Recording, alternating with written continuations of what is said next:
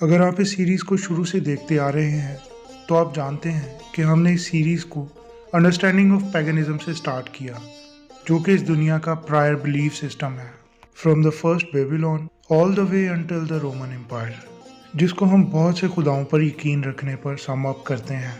اس کو سمجھنا بہت ضروری ہے کیونکہ زیادہ تر کنفیوژن اسی نے پھیلائی، اور اسی کی وجہ سے لوگ اس ٹاپک سے انکار کرتے ہیں جو ہم شروع کرنے والے ہیں۔ After part 1, we went through the Old Testament, understanding the only civilization in ancient world. They have the belief on one true God, Elohim.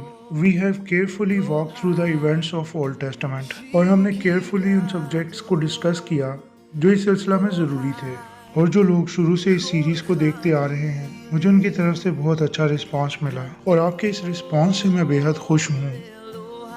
تمام ایونٹس پرانے عہد نامہ میں سے لیے گئے۔ بہت سے لوگ بائبل کا انکار کرتے ہیں لیکن میری آڈینس اسے سمجھتی ہے۔ میری اس سیریز میں بہت سے مسالک کے لوگوں کا ذکر ہوگا۔ ہم سب ساتھ مل کر گرو کر رہے ہیں اور خداوند کے کلام کو سیکھ رہے ہیں۔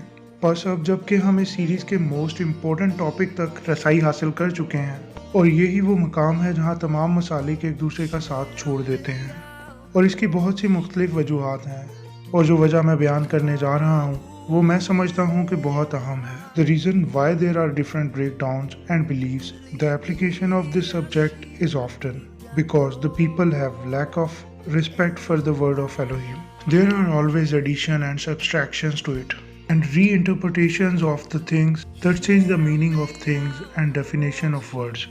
ان تمام چیزوں کو آپ تب تک سمجھ نہیں سکتے جب تک آپ کلام کو کسی کی گائیڈنس کے بغیر خود نہیں پڑھتے، اور کچھ لوگ ایسے ہیں جو پوائنٹس کو نظر انداز کر دیتے ہیں اور صرف ان پوائنٹس کو رکھتے ہیں جو وہ سمجھتے ہیں کہ ویلڈ ہیں، اور کچھ لوگ تو ایسے ہیں جو سمجھتے ہیں کہ جو بائبل کہتی ہے ہم سب جانتے ہیں، جبکہ انہوں نے کبھی اسے پڑھا بھی نہیں ہوتا۔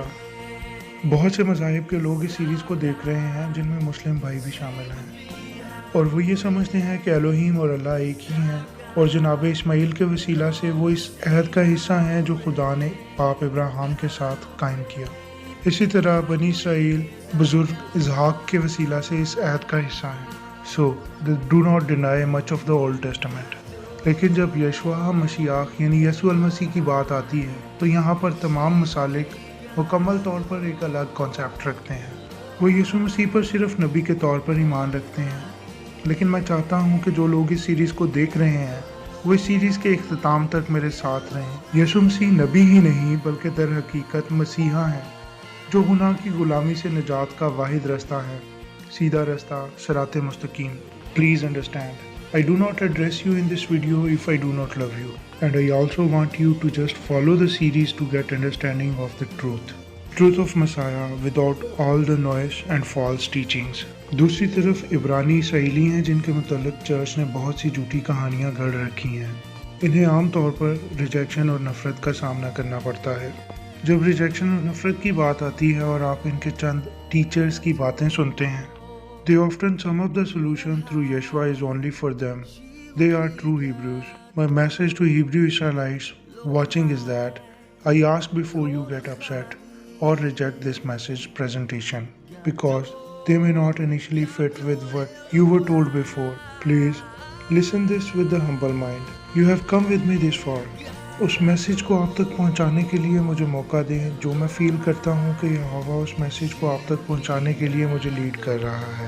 جب ہمیں اذیت پہنچائی جاتی ہے تو ہمارا ایمان ہے کہ ہمیں عذاب پہنچانے والوں کے لیے ایک دن آئے گا جب ان کا حساب کیا جائے گا اور ہمارے لیے انصاف مہیا کیا جائے گا۔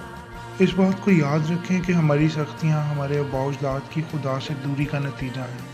انہوں نے خدا سے محبت نہ رکھی اور بار بار خدا سے بغاوت کرتے رہے۔ انہوں نے یشوع کو مسیحا کے طور پر قبول نہ کیا۔ ان کے خون میں بغاوت اور گھمنڈ سما گیا۔ Allow me to share the full love of Elohim. Please do not reject me until you heard me completely out. اور آخر میں کچھ ایسے لوگ بھی ہیں جو چرچ ڈینومینیشن کا حصہ ہیں، لیکن وہ بائبل میں مسیح کے متعلق کچھ بھی پڑھنے یا سننے کو ترجیح نہیں دیتے۔ You know what you've been brought up to understand.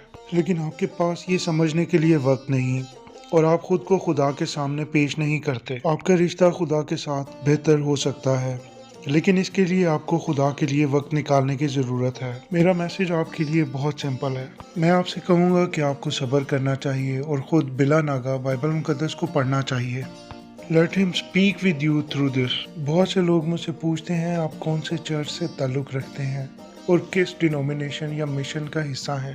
I am not a part of any church group or organization except the full body of Messiah، جس میں تمام دنیا کے ٹرو بلیورز شامل ہیں۔ میں کسی ڈینومینیشن یا فرقے کا حصہ نہیں ہوں۔ I do not believe that there should be any differences in believers. There is only one word of Elohim and I believe in it fully۔ میرا اس بات پر پکا یقین ہے کہ اگر روح القدس آپ کے پاس ہے تو آپ کو کسی کی ضرورت نہیں جو آپ کو یہ سکھائے کہ بائبل کو کیسے پڑھنا ہے یا اسے کیسے سمجھنا ہے۔